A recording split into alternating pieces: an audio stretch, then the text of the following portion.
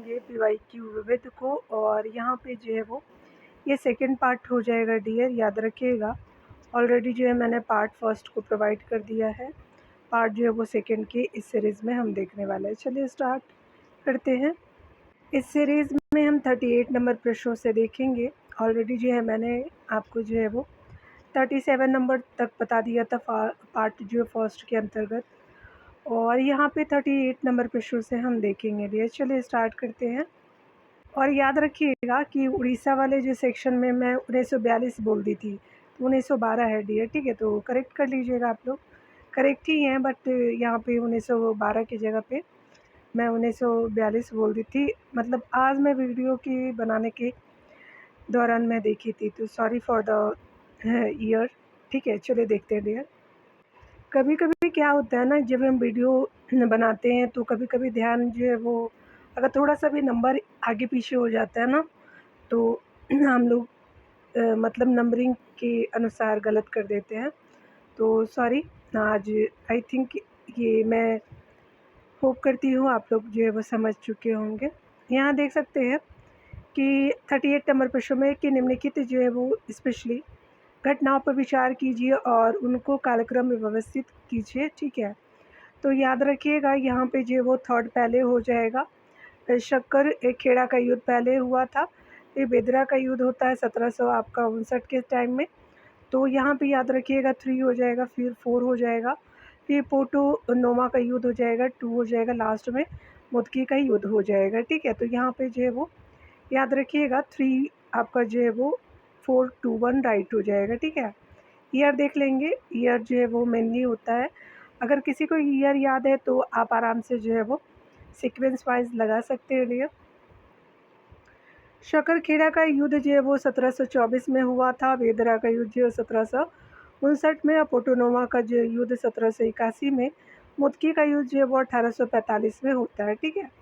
यहाँ देख सकते हैं, यहाँ पे बताना है स्पेशली इन सेक्शन में कि कौन सी जो है वो घटना सबसे पहले हुई। तो कृष्ण मिशन का जो है वो आगमन पहले होता है इन घटनाओं में, तो भी जो है वो राइट हो जाएगा। चलिए देख सकते हैं यहाँ पे डिटेल को। डिटेल सेक्शन में देख सकते हैं कि प्रश्नगत घटनाओं में क्रिप्स मिशन का आगमन सबसे पहले हुआ था। क्रिप्स मिशन मार्च 1942 ईस्वी में भारत आया। अन्य घटनाओं का कालक्रम निम्नलिखित है। भारत छोड़ो आंदोलन का प्रस्ताव 14 जुलाई आपका 1942 ईस्वी को। गवर्नर जनरल के पद पर लॉर्ड वेवेल का आगमन जो है वो जून 1943 ईस्वी में। कैबिनेट मिशन का आगमन 24 मार्च 1946 ईस्वी में हो गया था, ठीक है। चलिए देखते हैं अगला। 40 नंबर प्रश्न में आपसे पूछा जा रहा है कि भारत के स्वतंत्रता संग्राम से संबंधित निम्नलिखित जो है वो कथन में से कौन सही नहीं है। तो पहला कथन है कि रॉलेट एक्ट से सार्वजनिक रोष की एक लहर उमड़ी, जिसके फलस्वरूप जलियांवाला बाग का नरसंहार हुआ। तो फर्स्ट राइट है। सेकंड देख सकते हैं, सुभाष चंद्र बोस ने फॉरवर्ड ब्लॉक स्थापित यानी गठित किया था। तो सेकंड भी यहाँ पे राइट है। और थर्ड है कि भगत सिंह जो हिंदुस्तान सोशलिस्ट रिपब्लिकन एसोसिएशन के संस्थापकों में से एक थे। तो यहाँ पे जो है वो सी भी राइट हो जाएगा। यहाँ पे देख सकते हैं कि कराची के स्पेशली 1931 ईस्वी में कराची के कांग्रेस अधिवेशन में गांधी इरविन समझौते का विरोध हुआ था। तो आपका जो है वो डी राइट नहीं है। डिटेल से देख सकते हैं यहाँ पे। Bhagat Singh Hindustan Socialist Republican Association के संस्थापक सदस्य थे।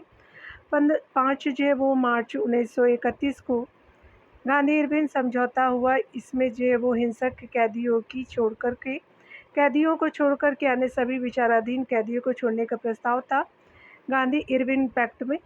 23 मार्च 1931 को भगत सिंह, राजगुरु और सुखदेव को फांसी दे दी गई थी।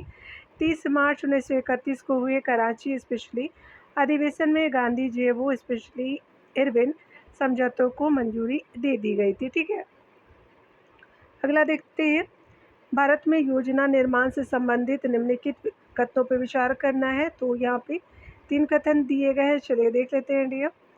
पहले कथनों में बताया जा रहा है कि वर्ष 1938 में जवाहरलाल नेहरू की अध्यक्षता में भारत में राष्ट्रीय योजना समिति का गठन हुआ था। तो फर्स्ट बिल्कुल राइट है।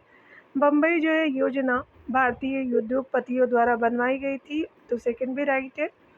आचार्य कृपलानी ने गांधी जो है वो योजना को तैयार किया था। तो यहाँ पे थर्ड राइट नहीं है। यहाँ पे देख सकते हैं कि स्पेशली सी जो है वो राइट हो जाएगा फर्स्ट एंड सेकेंड। वर्ष 1938 में राष्ट्रीय योजना समिति का गठन हुआ, जिसके अध्यक्ष जवाहरलाल नेहरू और संपादक के.टी. शाह थे, जिसका गठन सुभाष चंद्र बोस द्वारा किया गया था। 1944 ईस्वी में 8 भारतीय उद्योगपतियों ने मिलकर के एक योजना बनाई, जिसे बॉम्बे प्लान कहा जाता है। इसमें 2 प्रमुख आपका उद्योगपति बिरला एवं टाटा सम्मिलित थे, अतः इसे जो है टाटा बिरला प्लान भी कहा जाता है।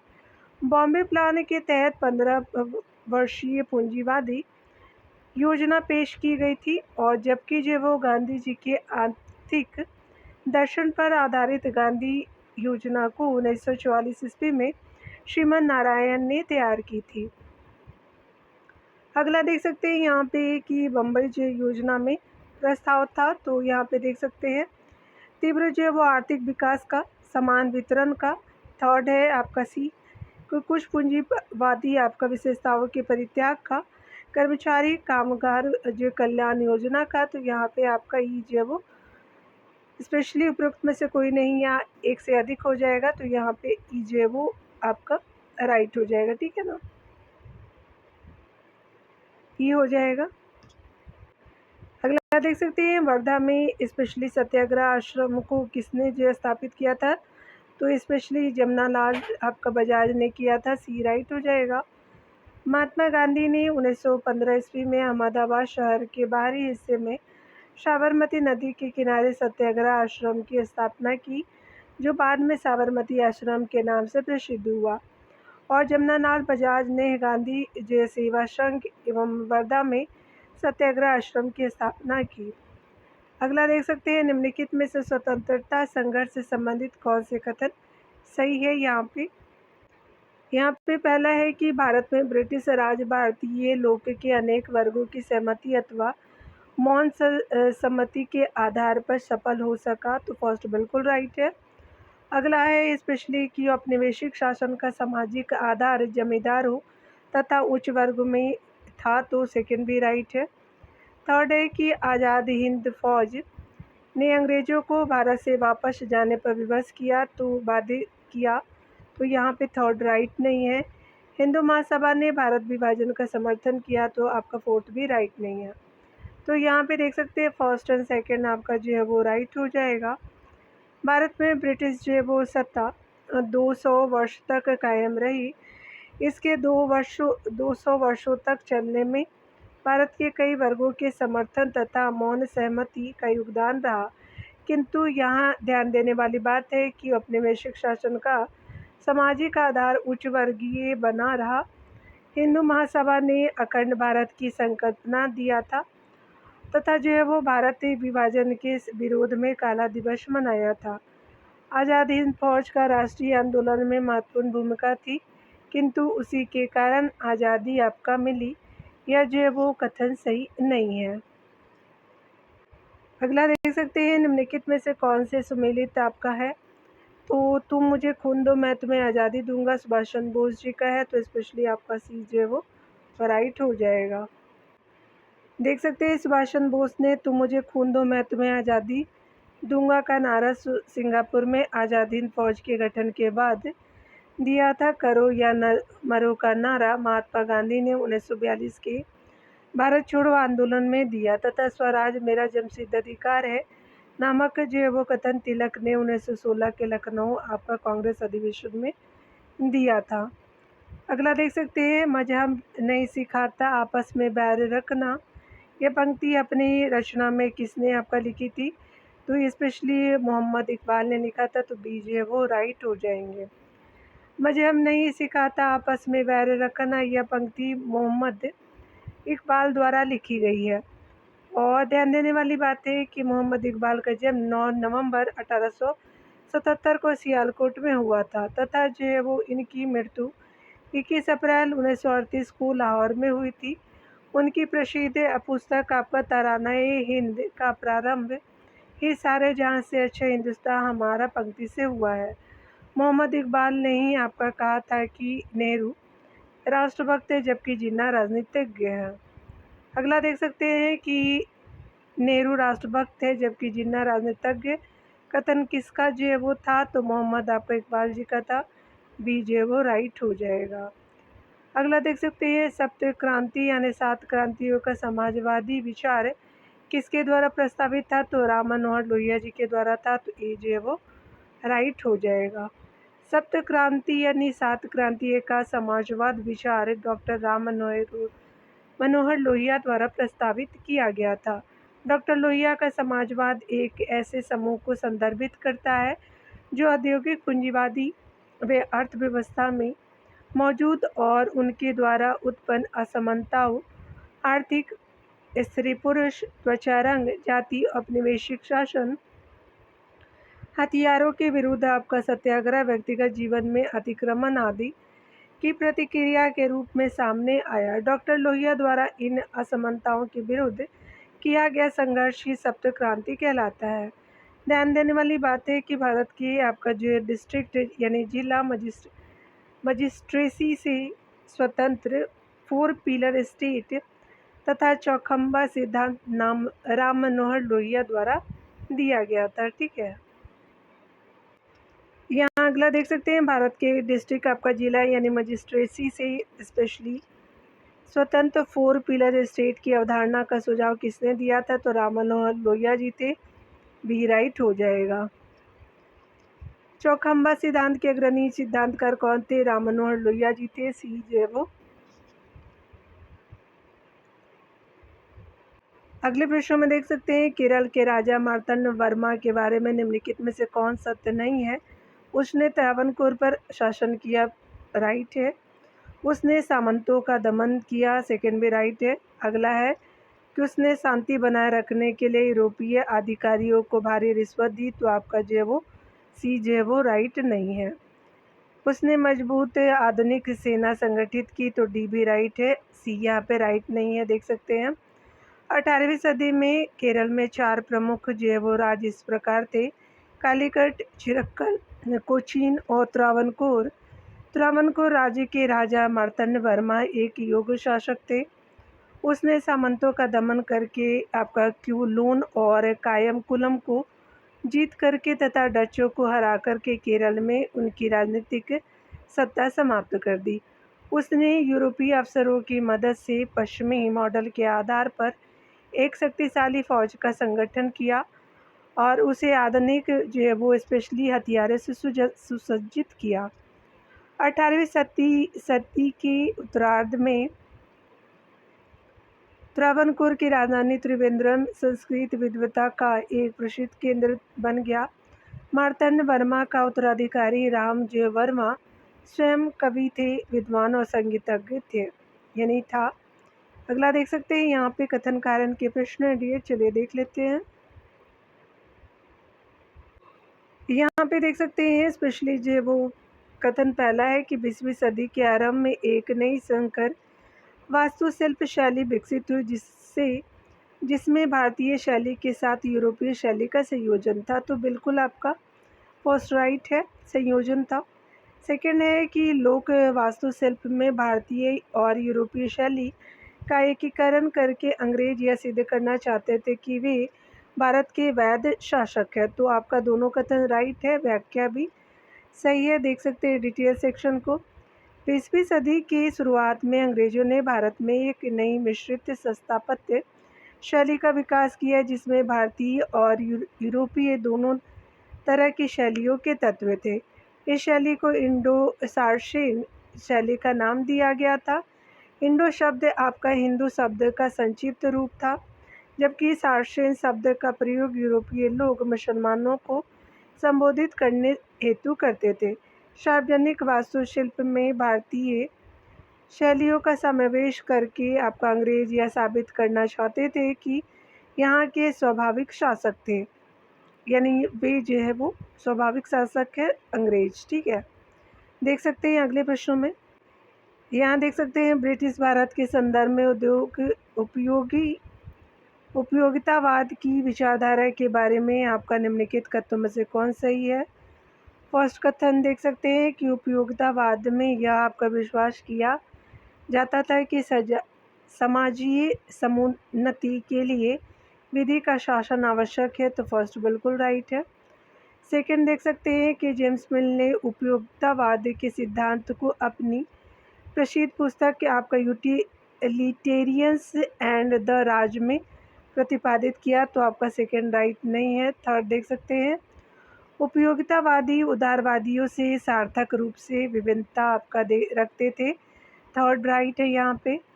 उपयोगितावाद की भिन्न जो है वो समतात्मक प्रवृत्तियाँ थी, तो आपका फोर राइट हो जाएगा। तो फर्स्ट, थर्ड एंड फोर्थ जो है वो राइट है। यहाँ पे देख सकते हैं कि आपका डी जो है वो बिल्कुल राइट ऑप्शन हो जाएगा। देख सकते हैं उपयोगितावाद एक जो है वो नैतिक सिद्धांत है जो अधिकतम लोगों के लिए अधिकतम भलाई से विश्वास करता है। जेम्स मील ने 1817 ईस्वी में अपनी प्रसिद्ध पुस्तक हिस्ट्री ऑफ ब्रिटिश इंडिया प्रकाशित की, इस जिसमें जो है भारत के संदर्भ में उपयोगितावादी सिद्धांतों को प्रतिपादन किया गया था। मिल इस जो उपयोगितावाद सिद्धांत में विश्वास करता था कि कानून बनाकर के समाज को बदला जा सकता है, जबकि उपयोगितावाद की विभिन्न जो है वो सत्तात्मक आपका प्रवृत्तियाँ थी। अगला देख सकते हैं, अवनींद्रनाथ टैगोर के बनाए चित्रों को वर्गीकृत किया गया है, तो पुनराजीवनवादी में किया गया है, तो सी राइट हो जाएगा। अवनींद्रनाथ टैगोर ने पाश्चात्य राजपूत पहाड़ी एवं मुगल शैलियों के आधार पर एक नई शैली विकसित की।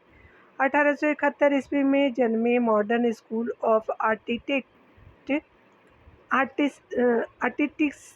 है, यानी जो आर्ट्स से रिलेटेड होते हैं, कला से, तो स्पेशली कलाकारों का जो है वो आधुनिक निकाय है। ठीक है, प्रोनाउंसिएशन जो है वो प्रॉपर नहीं हो पा रही है, देख लीजिएगा।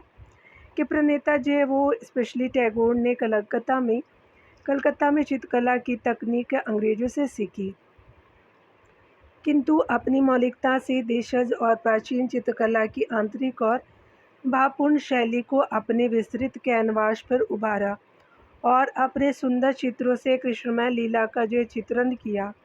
इनके द्वारा बनाए गए चित्रों को राजीवनवादी में वर्गीकृत किया जाता है। अवनींद्रनाथ टैगोर को नव बंगाल चित्रकला शैली का एक प्रवर्तक माना जाता है। इन्होंने Indian society of oriental arts की स्थापना की थी। यहाँ देख सकते हैं निम्नलिखित में से कौन नव बंगाल चित्रकला शैली का एक प्रवर्तक था, तो ये अवनींद्रनाथ टैगोर हो जाएंगे, तो ए राइट हो जाएगा। देख सकते हैं अगला कि Indian society of oriental arts का संस्थापक कौन था, तो अवनींद्रनाथ टैगोर थे, यानी ठाकुर जी थे। ठीक है, टैगोर बोल रही हो, ऊपर भी शायद टैगोर ही बोल दिया, यहाँ पे भी टैगोर ही है, ठाकुर भी लिखा हुआ है। ठीक है ना, आप लोग देख लीजिएगा, कहीं ठाकुर कहीं टैगोर, क्योंकि ध्यान देना पड़ता है ना मोस्ट ऑफ द टाइम। देख सकते हैं कि 19वीं सदी के शताब्दी के प्रारंभ में ब्रिटिशकालीन भारत के नगर नियोजन के बारे में निम्नलिखित कथनों में से कौन सही है। यहाँ देख सकते हैं कि नगरों की उन्नति के लिए धन जो है वो सार्वजनिक लॉटरी के द्वारा भी एकत्रित आपका किया जाता था, तो फर्स्ट राइट है। सेकेंड है कि 19वीं शताब्दी के प्रारंभिक दशकों में महामारी की आशंकाओं ने नगर नियोजन को बढ़ावा दिया, तो यहाँ पे जो है वो सेकेंड भी राइट हो जाएगा। तो यहाँ पे जो है वो बोथ ऑप्शन राइट है, यानी सी जो है वो राइट हो जाएगा। लॉर्ड वेलेस्ली ने 1803 में नगर नियोजन की आवश्यकताओं पर एक प्रशासकीय आदेश जारी किया तथा इस जो है वो विषय में कई कमेटियों का गठन किया। इसके समय में बहुत सारे बाज़ारों, घाटों, कब्रिस्तानों और चर्मशोधन इकाइयों को साफ किया गया या जो हटा दिया गया। इसके बाद जन स्वास्थ्य का एक ऐसा विचार बन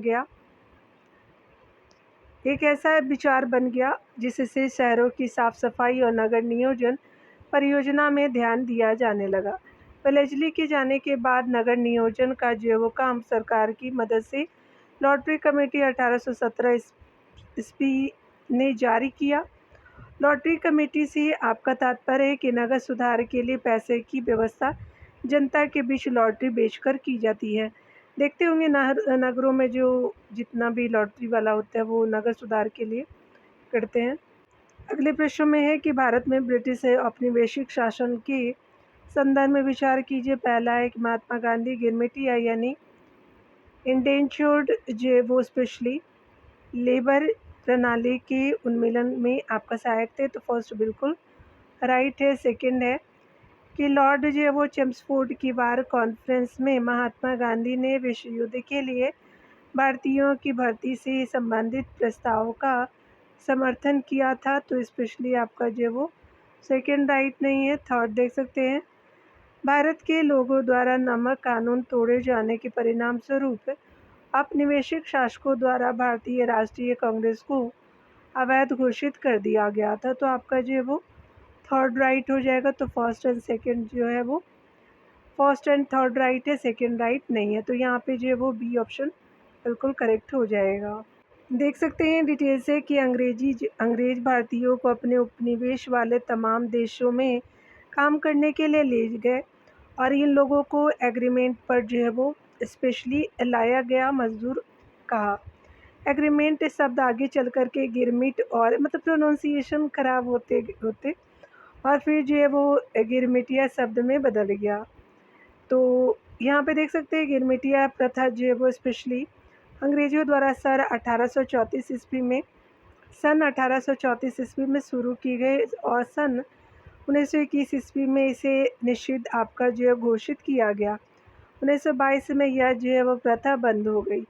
इस अमानवीय प्रथा के खिलाफ महात्मा गांधी ने दक्षिण अफ्रीका में अभियान प्रारंभ किया।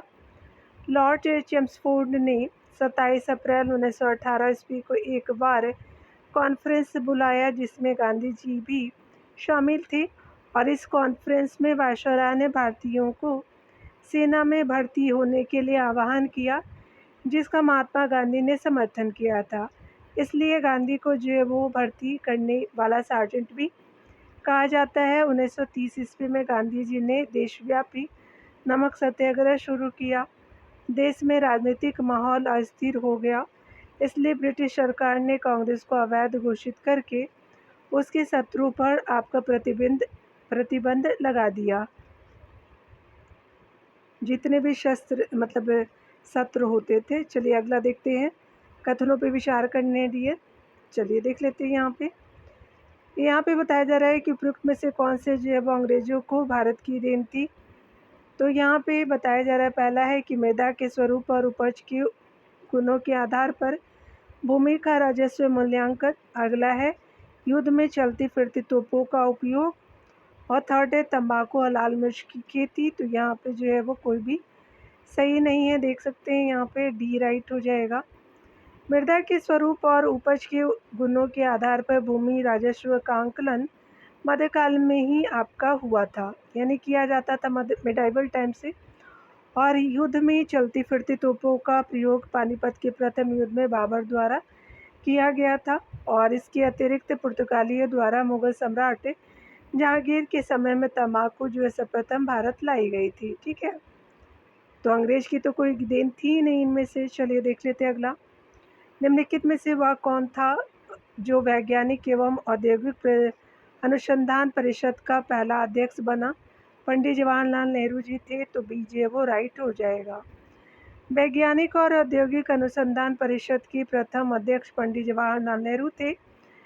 26 आपका सितंबर 1942 में स्थापित यह परिषद सर्वोच्च स्वायत्त अनुसंधान एवं विकास संस्था है। इसका जो है वो मुख्य उद्देश्य विज्ञान में विशिष्ट उपलब्धि हासिल करना और उच्च प्रौद्योगिकी के क्षेत्र में अंतर्राष्ट्रीय स्पर्धात्मक आपका क्षमता अर्जित करना और विज्ञान और प्रौद्योगिकी से जुड़ी सभी गतिविधियों के प्रबंधन से लेकर के वित्त जो है पोषण तक में नवीनता लाना है।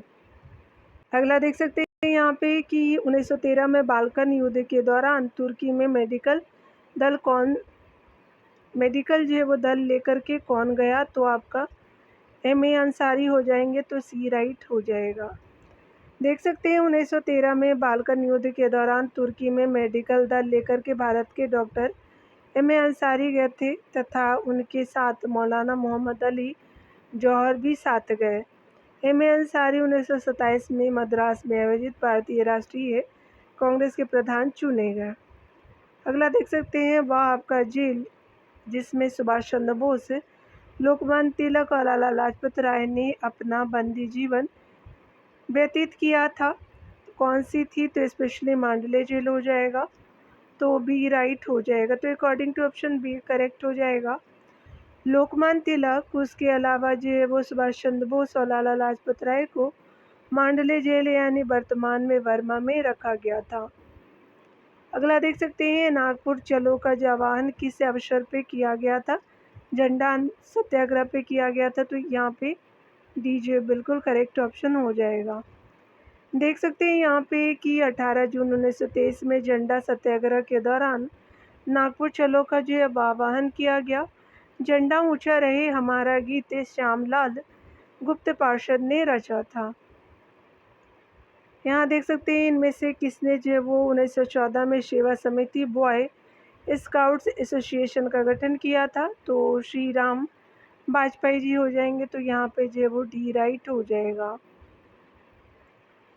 देख सकते हैं लॉर्ड वेवल पावेल के स्काउट एसोसिएशन के आधार पर 1914 ईस्वी में सेवा समिति बॉय स्काउट एसोसिएशन का गठन जो वो पंडित मदन मोहन मालवीय के निर्देशन में पंडित श्री राम आपका वाजपेयी ने किया था।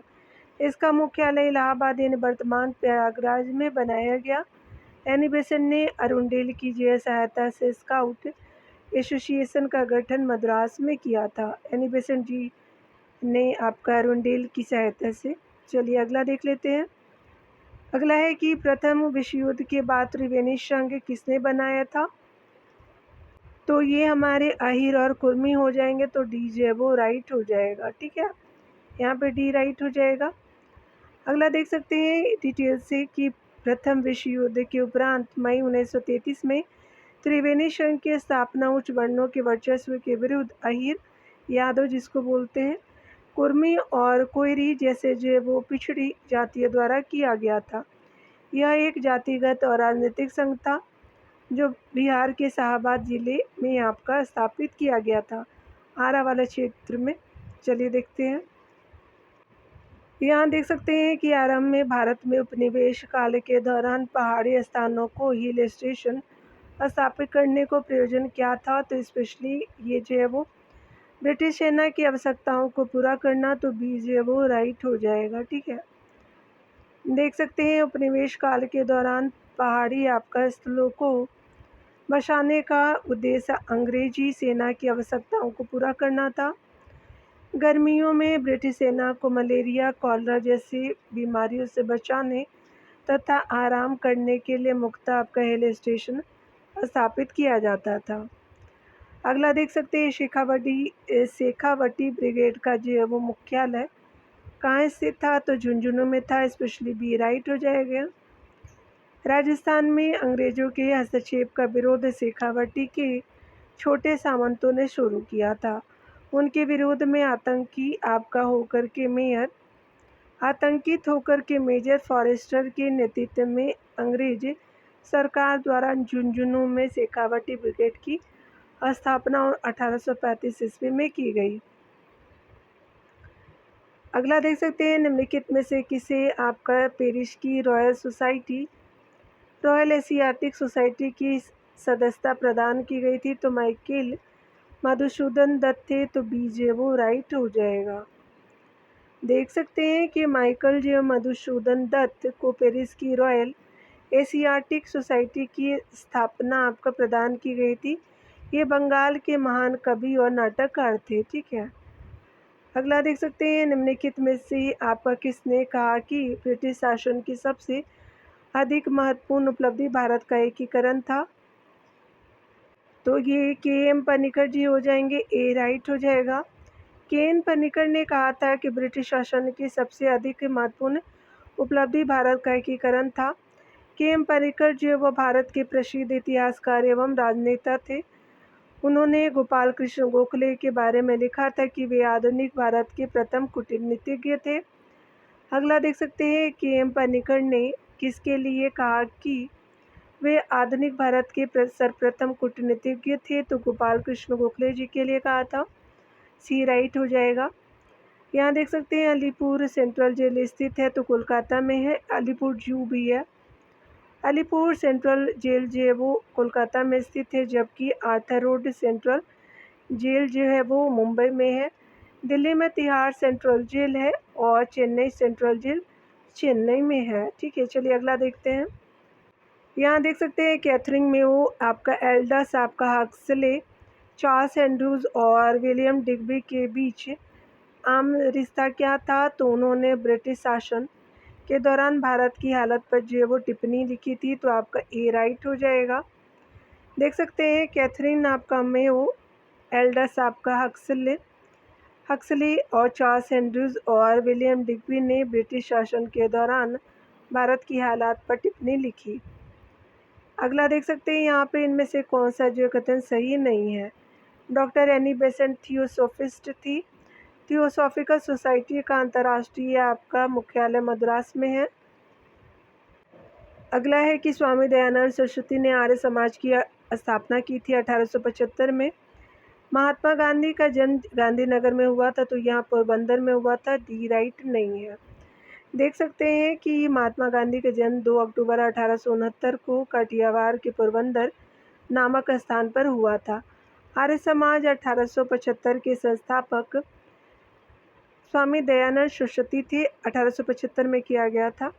एक रूसी महिला जो है वो मैडम HP ब्लावर्ट्स्की 1831 से 91 ईस्वी में, और एक अमेरिकी सैनिक अफसर कर्नल HS ऑलकॉट ने 1875 ईस्वी में संयुक्त राज्य अमेरिका में थियोसॉफिकल सोसाइटी की स्थापना की। वर्ष 1882 ईस्वी में इसका एक मुख्यालय मद्रास के अड्यार में बनाया गया। श्रीमती एनी बेसेंट 1889 ईस्वी में इस सोसाइटी के सदस्य बनी। श्रीमती एनी बेसेंट ने बनारस में सेंट्रल हिंदू स्कूल की स्थापना की, जो बाद में बनारस हिंदू विश्वविद्यालय यानी BHU के रूप में विकसित हुआ। अगला देखते हैं। अगला है कि निम्नलिखित कथनों में से कौन सा सही नहीं है? तो महात्मा गांधी की आत्मकथा मूल रूप से गुजराती भाषा में लिखी गई थी, फर्स्ट राइट है। सैंडलर आयोग शिक्षा से जुड़ा है, तो बी भी राइट है।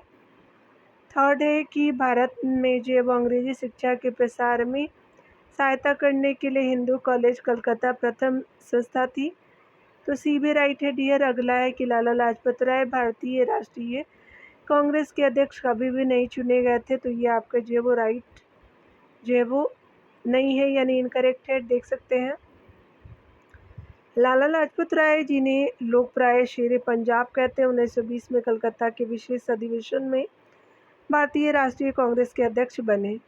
उन्होंने अनहैप्पी इंडिया नामक पुस्तक लिखी थी, और यहाँ पे देख सकते हैं सभी जो है वो सही हो जाएगा। 19वीं शताब्दी में किस देश का भारत की ओर से विस्तार का डर एंग्लो अफगान संबंधों का आधार था? तो रूस हो जाएगा। डी जो है वो राइट हो जाएगा। साम्राज्य की सुरक्षा तथा पश्चिमोत्तर की एक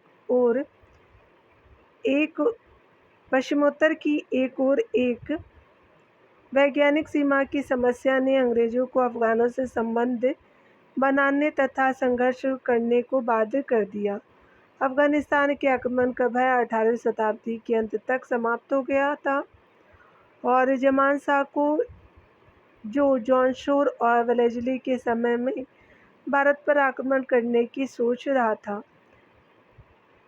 आंतरिक संघर्षों में अंधा कर दिया था, और उसने लुधियाना में कंपनी के पास शरण ली और एक राजनीतिक मिशनर के रूप में जीवित रहा। तदंतर नेपोलियन का भय आपका बना रहा, और फिर रूस का। ये रूस का भय 19वीं शताब्दी के आंग्ल अफगान झगड़े का कारण था। अतः जो है वो अंग्रेज़ों ने अफगानिस्तान में रूसी प्रभाव को कम करने का प्रयास किया, और इस बात का ध्यान रखा कि अफगानिस्तान सशक्त न होने पाए। अगले प्रश्न में देख सकते हैं 19वीं शताब्दी की पूर्वार्ध में अफगानिस्तान के प्रति ब्रिटिश नीति किस पर लक्षित थी? तो आपका बी राइट है। अफगानिस्तान में रूसी प्रभाव को कम करना, लेकिन साथ ही सशक्त यानी एम्पावर्ड मतलब प्रमोट नहीं करना था उसको, और अफगानिस्तान को बढ़ावा नहीं देना। ठीक है, तो बी जो है वो राइट हो जाएगा। अगला देख सकते हैं यहाँ पे स्पेशली कौन जो सुमेलित नहीं है डियर, तो स्पेशली आपका जो है वो नॉट करेक्टली को बताना है। लाहौर प्रस्ताव जो फजलुल हक जी का बिल्कुल राइट है। पीरपुर आपका रिपोर्ट राज मोहम्मद मेहंदी बिल्कुल राइट है। जनता की जो है वो योजना यानी विनोबा भावे, तो ये स्पेशली आपका जो है वो सी राइट नहीं है। गांधीयन योजना आपका SN अग्रवाल हो जाएंगे। तो सारी जो है वो कथन बिल्कुल राइट है, सी राइट नहीं है। पीपल्स प्लान अर्थात जो है वो जनता की योजना 1945 ईस्वी में प्रमुख विचारक मानवेंद्र नाथ रॉय ने शुरू किया था, जबकि विनोबा भावे आपका सत्याग्रह तथा विधान भूदान आंदोलन से संबंधित है। लाहौर जो प्रस्ताव 1940 ईस्वी में ए के फजलुल हक द्वारा, पीरपुर आपका रिपोर्ट 1938 ईस्वी में राजा सईद आपका मोहम्मद मेहदी द्वारा तथा गांधी प्राण 1944 ईस्वी में श्रीमन नारायण अग्रवाल द्वारा प्रस्तुत किया गया था।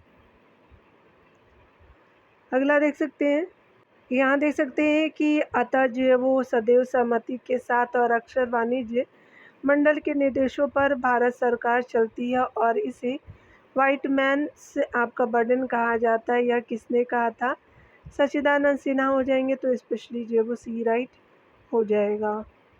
देख सकते हैं डिटेल सेक्शन को कि सच्चिदानंद सिन्हा आपका प्रख्यात शिक्षाविद, अधिवक्ता, पत्रकार और संविधान सभा के प्रथम अस्थायी अध्यक्ष थे। उन्होंने कहा कि ब्रिटिश शोषणकारी नीतियों द्वारा अपने लाभ को अधिकतम करने का प्रयास करते हैं। ब्रिटिश शोषणकारी नीतियों द्वारा, ठीक है, जिसे वे वाइट मैन बर्डन यानी श्वेत व्यक्ति का बोझ कहते हैं। उनका कथन है कि अतः सदैव सहमति के साथ और अक्सर वाणिज्य मंडल के निर्देशों पर जो वो भारत सरकार चलती है और इसे वाइट मैन्स बर्डन कहा जाता है। ठीक है, यहाँ पे हमें बताना है कौन जो है वो सही है। तो लाइक अली निज़ाम के एक एग्जीक्यूटिव काउंसिल के जो वो प्रेसिडेंट थे। तो हिंदी को पढ़ने में भी सोचना पड़ता है। फर्स्ट बिल्कुल राइट है। हैदराबाद के खिलाफ ऑपरेशन आपका पोलो 48 घंटे तक चली थी, तो ये गलत है। अगला है कि कश्मीर राज्य ने आपका इंस्ट्रूमेंट्स ऑफ एक्सेशन यानी 15/8/1947 के दिन हस्ताक्षरित किए थे, तो ये भी राइट नहीं है डियर। शहनवाज भुट्टो जूनागढ़ स्टेट के जो वो आखिरी दीवान थे, तो फोर्थ राइट है। केएम मुंशी को जो भारत सरकार ने हैदराबाद में अपने एजेंट के रूप में नियुक्त किया था, तो आपका 5 भी राइट है। तो 1 4 5 राइट है डियर। 1 4 5 राइट है, तो ए जो है वो राइट हो जाएगा। देख सकते हैं डिटेल को। हैदराबाद के खिलाफ ऑपरेशन पोलो 13 सितंबर 1948 से लेकर के 17 सितंबर 1948 तक चला था। कश्मीर राज्य के राजा हरि सिंह ने आपका इंस्ट्रूमेंट ऑफ एक्सेशन पर हस्ताक्षर यानी सिग्नेचर 26 अक्टूबर 1947 को किया था। अतः स्पष्ट है कि सेकंड और थर्ड सही नहीं है, आपका first, fourth and fifth right है। ठीक है, अगला देख सकते हैं यहाँ पे 1927 में ब्रुसेल्स में हुए कांग्रेस ऑफ ओप्रेस्ड आपका नेशनलिटीज़ में कौन आपका जो है वो उपस्थित था? जवाहरलाल नेहरू थे, तो डी जो है वो राइट हो जाएगा। देख सकते हैं कि स्पेशली 1927 में ब्रुसेल्स में हुए कांग्रेस ऑफ ओप्रेस्ड नेशनलिटीज़ में स्पेशली जवाहरलाल नेहरू और वीरेंद्र नाथ चट्टोपाध्याय उपस्थित हुए थे। साम्राज्यवाद के खिलाफ संघर्ष को समन्वित करने और योजना बनाने के लिए इस कांग्रेस को बुलाया गया था। वीरेंद्र नाथ चट्टोपाध्याय ने आपका वर्ष 1915 में भारतीय स्वतंत्रता समिति बढ़ने समिति का गठन किया था। यहाँ देख सकते हैं कि निम्नलिखित में से कौन भारतीय स्वतंत्रता समिति जिसकी स्थापना 1915 में हुई थी के संस्थापक थे? तो वीरेंद्र आपका चट्टोपाध्याय जी थे, वीरेंद्र नाथ चट्टोपाध्याय, तो बी राइट हो जाएगा। यहाँ देख सकते हैं कि प्रसिद्ध चित्रकार नंदलाल बोस किस वर्ष कला भवन यानी शांति निकेतन के प्रिंसिपल बने थे? तो 1922 में बने थे, सी राइट हो जाएगा। नंदलाल बोस भारत के आधुनिक कलाकारों में से एक थे। इनका जन्म सन 1882 ईस्वी में बिहार के मुंगेर जिले में हुआ था। उन्होंने Indian school of oriental arts में अध्यापन किया और 1922 से 1951 तक शांति निकेतन की कला भवन के प्रधानाध्यापक रहे। निम्नलिखित में से कौन सा शास्त्रीय आपका नृत्य अपने वर्तमान स्वरूप में मुगल परंपरा से प्रभावित है? तो कथक हो जाएगा, ए राइट हो जाएगा। कथक जो है वो शास्त्रीय नृत्य अपने वर्तमान स्वरूप में मुगल परंपरा में प्रभावित है और स्पेशली कथक शब्द का उद्भव कथा से हुआ है, जिसका शाब्दिक अर्थ है कहानी यानी कहना। प्राचीन समय में कथावाचक आपका जो है वो गानों के रूप में इसे बोलते थे और अपनी कथा को एक नया रूप देने के लिए नृत्य करते थे। लगभग 15वीं शताब्दी में इस नृत्य परंपरा में मुगल नृत्य और संगीत के कारण बड़ा परिवर्तन आया। 16वीं शताब्दी के अंत तक कसे हुए चूड़ीदार पैजामों को कथक नृत्य की वेशभूषा मान लिया गया। यह नृत्य उत्तर भारत के लिए एक प्रमुख लोक नृत्य के रूप में प्रसिद्ध है। ठीक है, यहाँ देख सकते हैं स्पेशली बिहार में भारतीय संविधान सभा के, बिहार से कौन थे संविधान सभा के सदस्य कौन थे? तो यहाँ पे देख सकते हैं ई राइट हो जाएगा।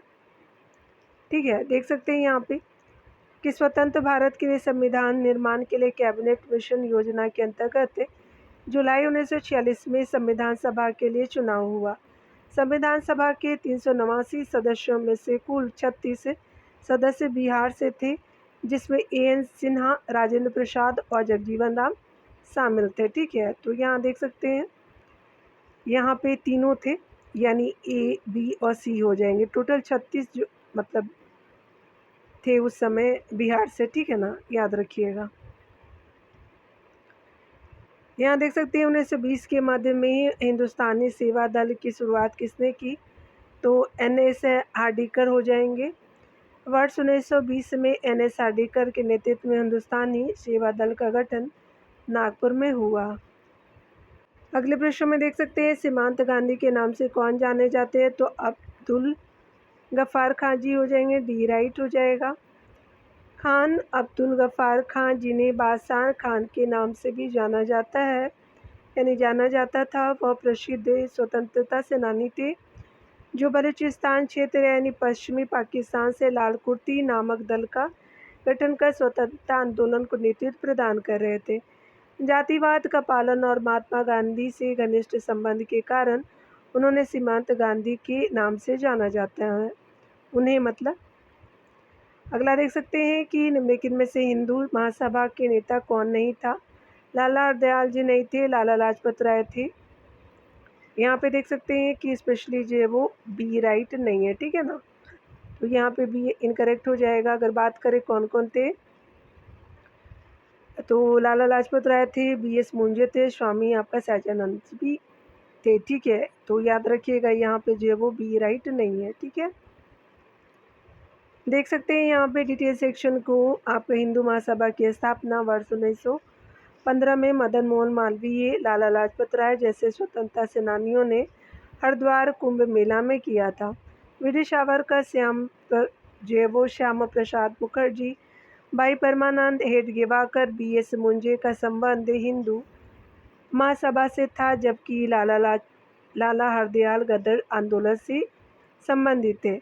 एम.आर. जयकर जो है वो फेडरल कोर्ट के जज और बॉम्बे लेजिस्लेटिव असेंबली के सदस्य थे। उन्हीं के प्रयासों से 1931 में गांधी जो है वो इरविन आपका समझौता होता है 1931 में। ठीक है ना, तो याद रखिएगा। अगला देख सकते हैं यहाँ पे निम्नलिखित में से जो है वो आपका कौन सा हिंदू महासभा का नेता नहीं था?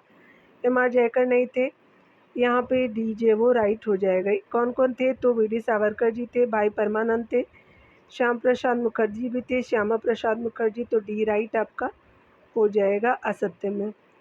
निम्नलिखित में से किस स्थान पर प्रथम बार 1915 में हिंदू महासभा का गठन हुआ था? तो प्रथम बार हरिद्वार में होता है, तो ए जो वो राइट हो जाएगा। ठीक है, अगला देख सकते हैं कि स्पेशली जो वो 1915 में हरिद्वार कुंभ मेला में किस संगठन की शुरुआत हुई थी? तो यही हिंदू महासभा का गठन होता है। ठीक है ना, तो यहाँ पे जो है वो डी कथन राइट हो जाएगा। अगला देख सकते हैं यहाँ पे आंध्र प्रदेश में मदमपल्ली के संदर्भ में से निम्नलिखित में से कौन से कथन सही है? तो यहाँ पे जो है वो सी राइट है। रविन्द्रनाथ टैगोर ने यहाँ राष्ट्रगान का बंगला से अंग्रेजी में अनुवाद किया, तो आपका सी जो है वो राइट हो जाएगा। राष्ट्रगान जनगण मन की रचना नोबेल पुरस्कार विजेता रविन्द्रनाथ टैगोर ने किया था। राष्ट्रगान को मूल रूप से बंगाली भाषा में लिखा गया था, जिसका बाद में हिंदी अनुवाद किया गया। रविन्द्रनाथ टैगोर ने ही आपका आंध्र प्रदेश के मदनपल्ले में इसका अंग्रेजी अनुवाद the morning song of India शीर्षक से किया। अवनींद्रनाथ यहाँ पे रविन्द्रनाथ टैगोर एक महान चित्रकार के रूप में 70 वर्ष की आयु में उभरे। रविन्द्रनाथ टैगोर की मृत्यु 1941 ईस्वी में हुई थी। यहाँ देख सकते हैं राष्ट्रगान का पहली बार गायन दिसंबर 1911 ईस्वी में कांग्रेस के कलकत्ता अधिवेशन में किया गया। संविधान सभा ने 24 जनवरी 1950 को जनगण मन को राष्ट्रगान के रूप में अपनाया। राष्ट्रीय गान का पहला जो है वो पहली बार प्रकाशन 1912 में भारत विधाता नामक शीर्षक से तत्वबोधिनी पत्रिका में हुआ था। ठीक है।